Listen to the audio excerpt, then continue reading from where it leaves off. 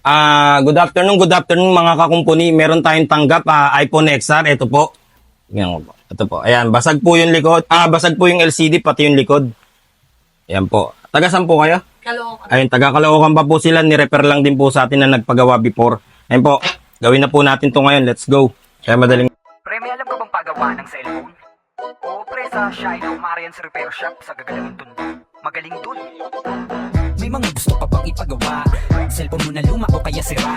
Halika na't dalhin mo na agad sa amin. Tsak mabubuo yan at yung magagamit. Nabagsak mo ba o kaya na ibalibag? Hindi bumubukas o ang Mawawala yung laman. Opo, kasi kailangan i-program.